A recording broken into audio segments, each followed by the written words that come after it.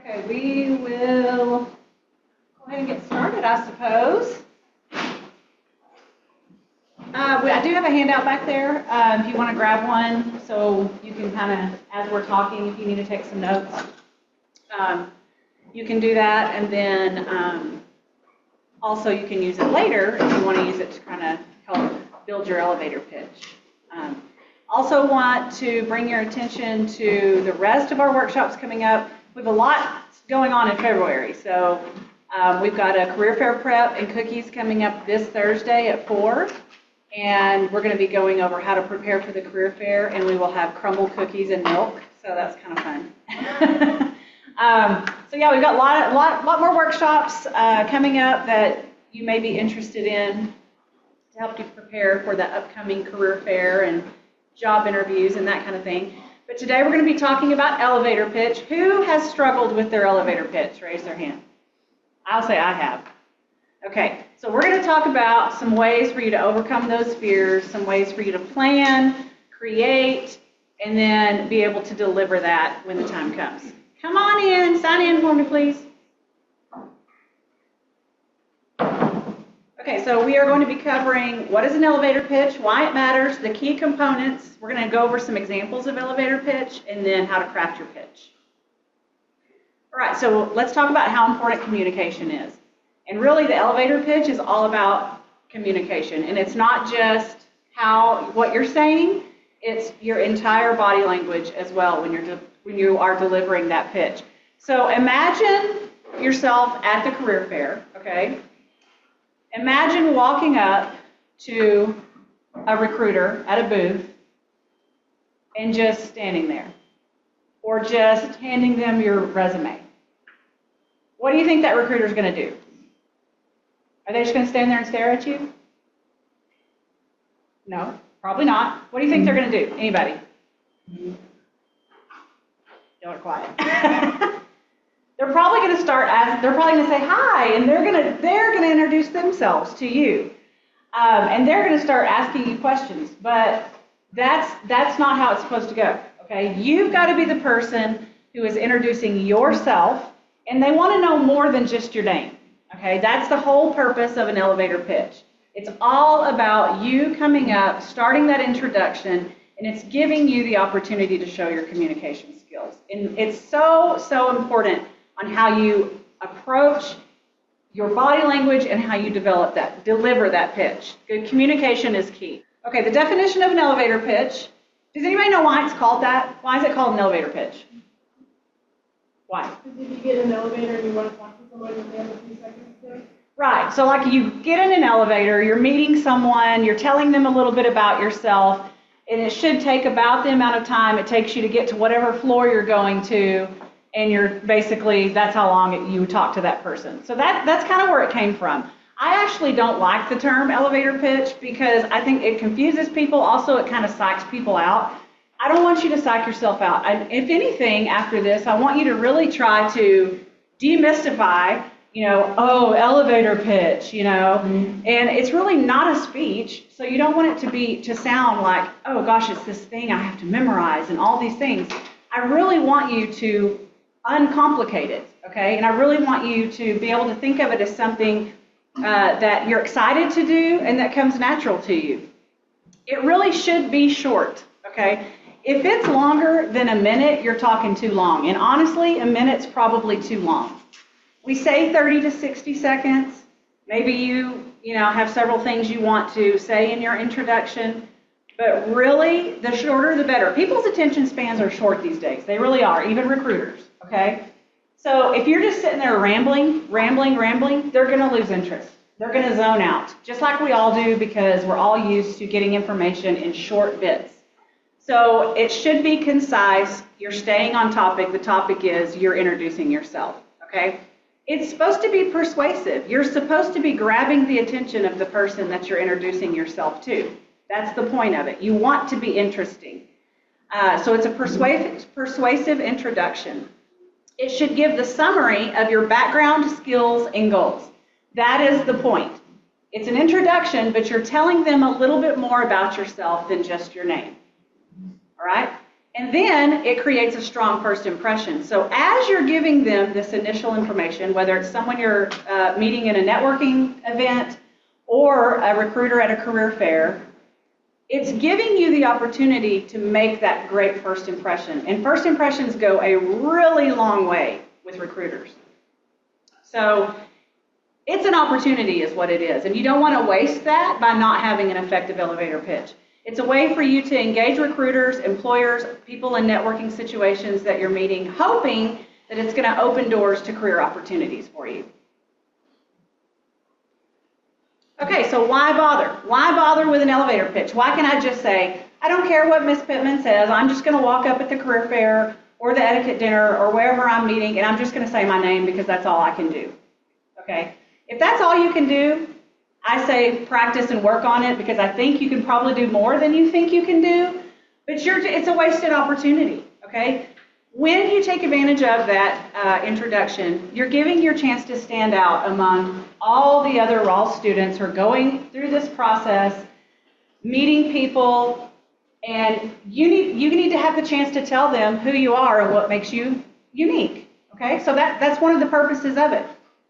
Make the most of that limited time at the career fair. You're not going to be talking to, or even in a networking situation, you're not going to be talking to a recruiter for very long. So if you use your elevator pitch, if it's effective for that introduction, then you're going to be able to get some great information out in 30 to 60 seconds that could make the big difference. Okay, so it's an opportunity. It allows you to show confidence, enthusiasm. It's a great way for you to display communication skills. Communication, we already talked about how important it is, but it's one of the top skills that employers are expecting you to have. I could tell you right now, if you got on Handshake, LinkedIn, Indeed, and I told you to pull up 20 job descriptions, I guarantee you all 20 of them would have communication as a skill on there. There's not a single job in the world that does not require effective communication. Okay, so you giving a great pitch to an employer is right away you're being able to display one of the top skills that they're looking for. You use your pitch as a way to display that skill. And you're hoping that it's going to open that door to a meaningful conversation. So when you give your pitch and you're giving them little snippets of information about you, then you're hoping that turns into a nice little give and take conversation, whether it's the career fair or any other networking event. Okay, so let's talk about the key components of the elevator pitch. So I feel like this, if you break it down into these smaller pieces, I feel like it helps it to be a little less overwhelming and helps you to be able to come up with what do you want to make, and what pieces do you want of your pitch, okay? First and foremost is going to be that brief introduction. This is a non-negotiable. You at least have to be able to do this part, okay? Your name, your major, and when you're graduating. Now, if you're at the career fair, you do not have to say Rawls College of Business. They already know that. They're at a Rawls career fair, okay? So you can leave that part out. If you say it, no big deal, it's fine, okay? But they already know that. If you're in another networking situation, somewhere else on campus or somewhere else, you always want to say Texas Tech University, Rawls College of Business, so they know what school you go to, okay? So back to step one, name, major, when you're graduating. I also like for you to throw in where you're from, if you are okay with that. I think it's an interesting piece of information. I also think it helps with association. If you're wanting someone to remember you, if you tell them where you're from, sometimes that helps them remember you better. Okay? So name, where you're from, let's go ahead and add that in. Your major and when you're graduating. Okay, so why would you tell them when you're graduating? Why does that matter? Let's just say you're at the career fair, okay, which is most of the time where you're going to use your elevator pitch.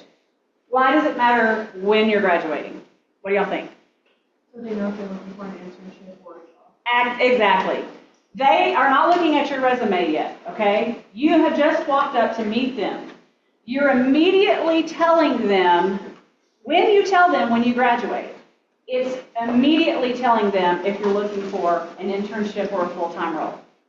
Right off the bat, okay? Yes, you're wearing a name tag with your graduation date on it, but that's okay. Don't make them look at your name tag, okay? So that's why we tell you to go ahead and tell them when you're graduating.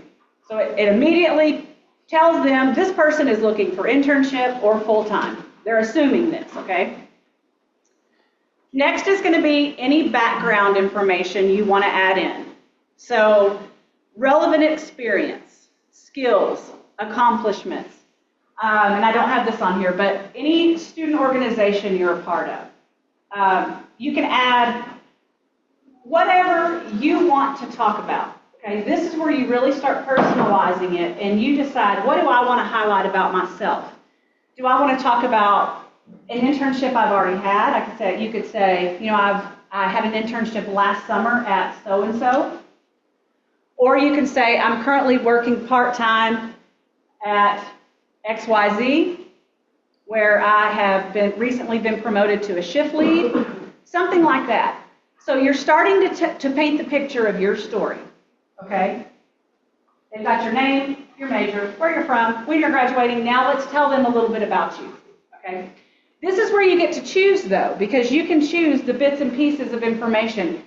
But as you're starting to choose this information, you're deciding what comes natural to me, okay? It's your elevator pitch.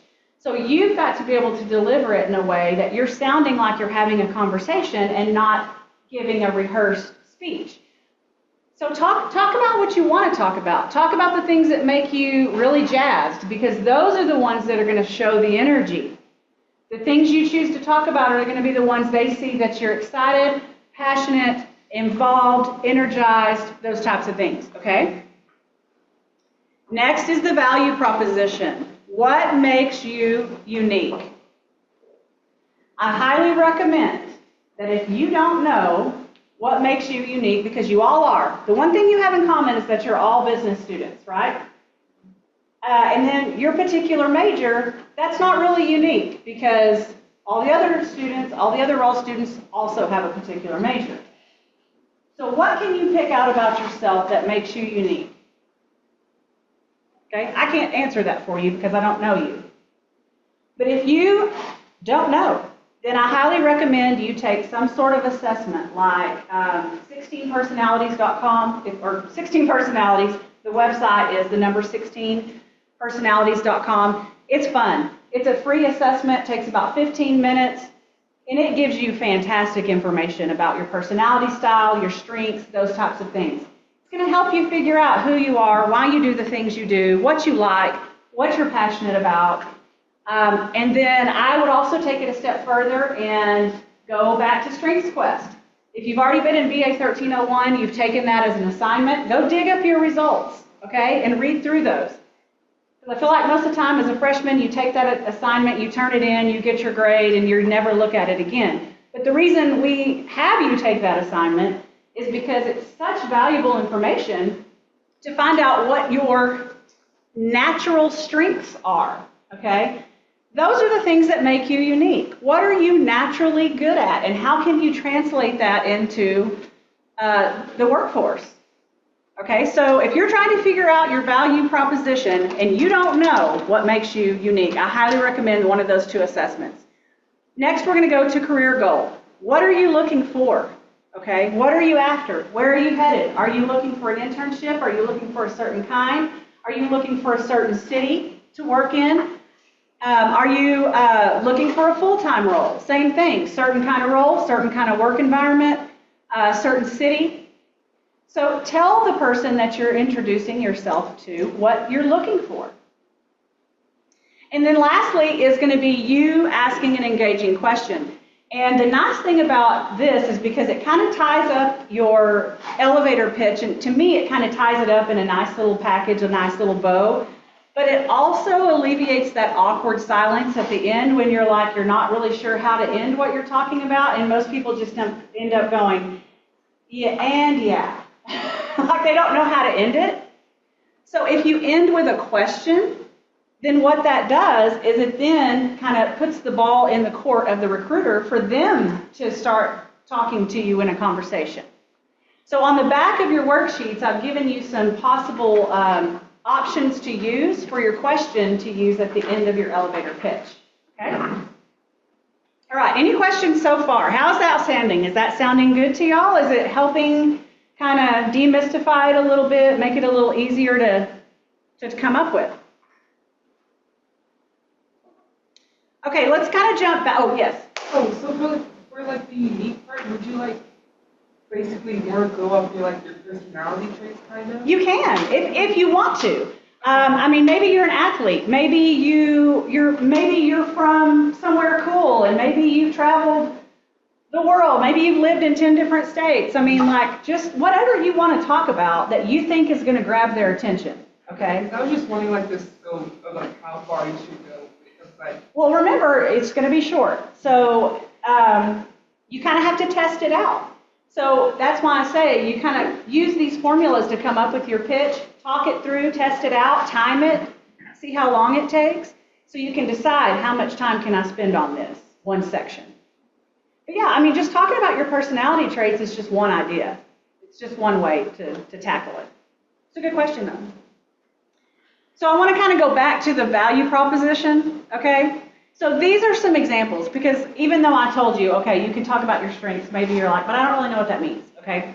So these are some examples. So the first one is customer-focused approach. So you could say, I'm passionate about delivering excellent customer experiences as demonstrated by my work in retail, where I increased customer satisfaction scores by 15%. Okay, so you're kind of describing, you're giving a concrete proof of that strength, right? Okay? Problem solver. I thrive in problem-solving situations, such as when I led a team project that streamlined a workflow, saving my internship company 10 hours per week in manual work. Okay? That was a concrete example of you being a problem solver. I think it makes it stronger if you can back up your strengths with concrete examples, but you have to be very careful, because in my opinion, these are getting a little lengthy. If that can like roll off your tongue and you're still sounding conversational, great. But if you can't get something like that out without sounding like a robot, then you wouldn't want to do that. Okay? Lastly, leadership skills, always great to demonstrate. I have a passion for leadership shown through my role as a student organization president, where I manage a team of 20 and organize networking events. To me, that one sounds the most natural of the three. You don't always have to quantify things like they are there, but if you can, that's nice, but you don't have to, okay? To me, the last one sounds the most natural, but that kind of gives you an idea of things they're wanting to hear, all right? Okay, so here's another example of a pitch. Hi, my name's Alex Smith. I'm a senior management major. I plan to graduate this coming May. I've grown in my leadership and communication skills as assistant manager for a local retailer. I'm looking for opportunities where I can be challenged while growing within a company. Does your company have a history of promoting from within? So even though I read that, I still tried to make it sound like I was saying it, okay?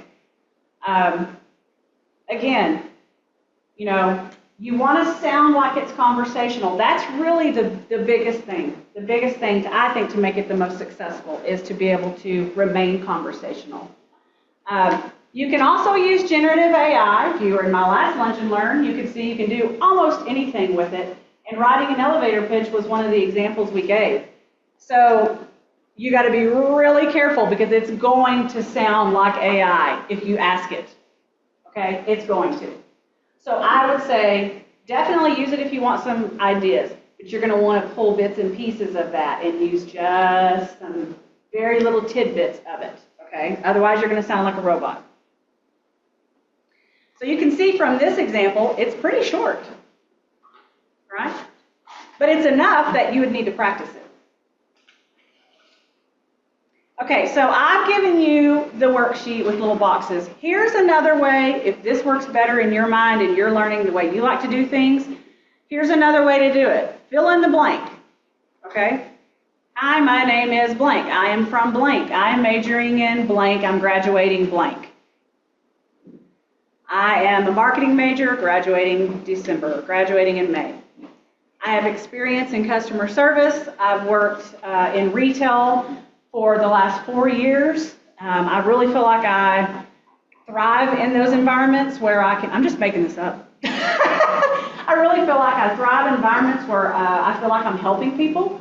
So I'm really really excited about the future and being in a role where I feel like I can make a difference. Really? I just made that up. Okay? So something like that, but it sounded conversational because I was talking it through and not rehearsing, memorizing. So if the fill in the blank method works better for you, try that. Okay? If writing it out more like essay style and then having to kind of pare it down works better for you, then try that. You just got to find what works for you in creating. These are some things to avoid. Okay, so remember, you are delivering this. You are speaking. This is not a written thing. Okay, so not just the words coming out of your mouth, but the rest of what is the rest of your body doing? That's why it's really important for you to practice with your friends, record yourself, so you can see what else is going on, because the unspoken word is actually more powerful than the spoken word. So your body language is doing about 90% of the communicating. Okay, so that's why you've got to see what am I doing when I'm giving this elevator pitch. You've got to avoid the closed off body language, which would include anything from this, looking down. Okay, so the opposite of that is going to be looking at the person in the eye and smiling. Okay, look at them in the eye and smile. Some personality styles just naturally struggle with this. Some cultures, it's not acceptable to do that. So in this situation, like for instance the Rawls Career Fair, they're expecting you to be looking them in the eye and smiling as you're speaking. That's the expectation, okay? So if you know that you're the type of person that struggles with that, you just have to practice. Practice, practice, practice. Practice makes perfect. You will get better at it the more you do it. Okay, so I already mentioned smiling. Please smile. Even if you're nervous, please smile. And then some people like me, when I get nervous, I talk really, really fast. Okay? So I have to make myself slow down. If you do that, be aware of that. Talking too slow isn't normally an issue. It's usually people are talking too fast, okay? You don't want to sound robotic and rehearsed. And then the question you don't want to use at the end is, what does your company do? Okay, and that's in my, I actually talk about that in my career fair prep workshops. They don't want to tell every single student that they meet what their company does. So don't let that be your question. Pick a better question, okay? I've given you a whole lot of examples on the back of that. And you can also, you can literally Google that and also put it in ChatGPT, okay? There's lots of ways to come up with possible questions. Okay, so ending with a question, we'll go into that a little bit more. Here's some examples. I gave you some examples on the back. One question I get a lot from students is, okay, they're like, okay, I understand how to do the pitch, I understand how to end with the question, but how do I get my resume to them? This is a career fair situation, right? How do I give them my resume?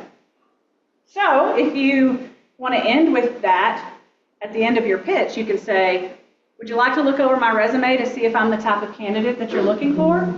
And that gives you a natural segue into handing them your resume. Because even if they don't want it, they're going to take it. They're not going to tell you, no, that's okay. I mean, they're going to take your resume, okay? I think that's the easiest way. If you really do have another question that you want to end your pitch with, go ahead and ask that. And then after they answer it, then you can say, I have some resumes with me. Would you mind taking a look to see if I'm what you're looking for? Okay, so you can still use that after your first question. Can you tell me more about any internships or full-time roles for my major? Just an example. So another good question is, what's the best way to apply? Because some companies that'll be at career fair won't have their jobs on Handshake for whatever reason. Some do, some don't. So they can direct you to probably their website is what they're going to tell you. But some companies require that you apply in Handshake. Okay, so that's why that's a good question. because you want to make sure that you're applying in the right place. If there's a job opening that they have that you're interested in. I think another great question is asking about growth and development. Like what does that look like for your company? Because that's showing that you have drive, initiative, and you're ready to learn. So I always think that's a great question. And then also asking what's the next step. So if they're not really saying a whole lot, or you're just not sure what's happening, ask. Say, so what's the next step for me to stay connected with you or apply for whatever, okay? It's okay to ask those things. Ask what's the next step. Okay, so now we're gonna be critics.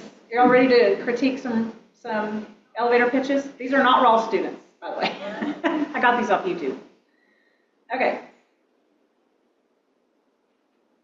Let's watch one. See if it'll pull up.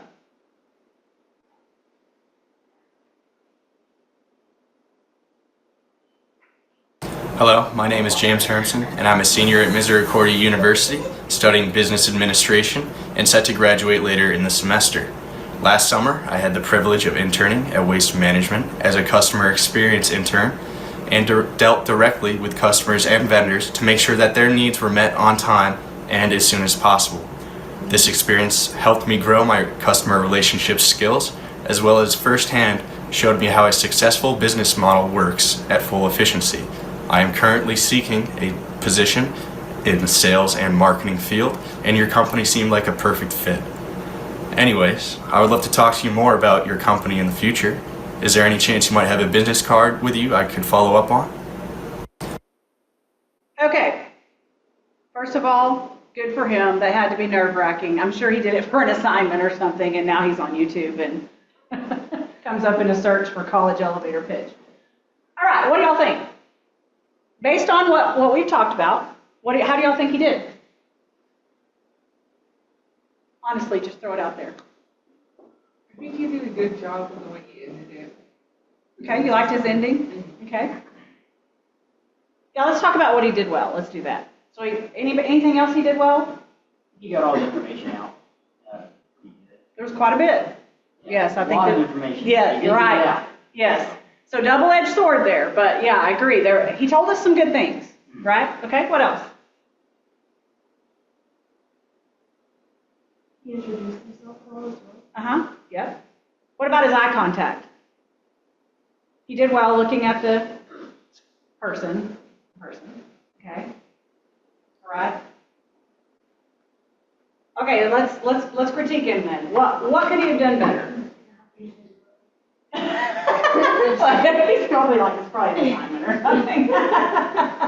It could be worse, believe me. What do you know? Are those bottles in the back? Oh, it looks like his bed or something. Oh. He probably did it for an assignment, I would imagine. I mean, he's like, so here's the thing. That's what I felt like. Was it natural? He seemed nervous. No. But it's hard to be natural when you're recording yourself. So remember that when you are doing that for practice, I would suggest you talk to someone and record that. Because if you're just looking at the screen, it feels robotic. I know what that feels like when I record workshops to no one. I'm just recording the workshop. It's weird because you're not talking to anyone, okay? It's more natural when I'm actually talking to an audience. I felt like that was just too rehearsed. I felt like it was, but it could be because he's recording himself. How about the length? Do you think it was too long? Yeah, I think it could be a little short. Yeah, he needs to, I think the content was great, like you mentioned.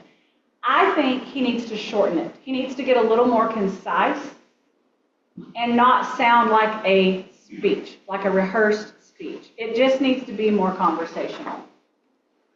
But I felt like he put a little bit of his personality in there, but I feel like probably needed to be more personality, let more personality shine through. But it wasn't bad. Wasn't bad. I just think there's some things he could do to make it better. You can go on YouTube and like search around and see, like get some different ideas. But I just want to reiterate again, it's all about practice. It's all about just starting somewhere and then paring it down, getting it to where you could literally it just has to come from your heart. And it just needs to sound like a conversation. If you are struggling with this, you can come in to the CMC and make an appointment with us. Just do like a general development, a career coaching appointment, and try it out. Or let us help you, like if you're like, I'm not sure if I should talk about this or this. We can help you decide that, okay? But I highly recommend you work on it. Career fair is coming up soon. And you don't want to be trying to work on this the night before the career fair, because then you're not going to get much practice in, okay? Does anybody have anything like any experience with delivering their pitch or anything else they would want to add? Has anybody actually done it? I'm not going to make you come up here and do it, don't worry. Has anybody had any experience with it? Okay, would you like to talk about it? Either one of you? Like, was it hard? It's nerve-wracking the first couple of people that you go to. Yes. But after a while, it gets easier after you go to so many. Yeah, and you kind of build your confidence level too, because you'll see that really, even if you're struggling, those recruiters are going to help you out. They really do. They're not there to try to make you feel more awkward. They really try to make you feel better. So they'll help you out. If you stumble around, let's say you have this amazing elevator pitch ready, and for whatever reason you get up there and all you got out was your name, your major, your graduation date. It's okay. It's not the end of the world. You'll do better on the next one. Don't worry about it, okay? But I would say put some effort into it. Is there anything you'd like to add on yours? No? Okay. All right, well, there's my email. If you have any questions or need me for anything, that's all I have for today. Next week is interviewing. So we're going to go over some different interview questions and some common questions and kind of the motivation behind the question and how to tackle those. So, yeah, well, have a good day.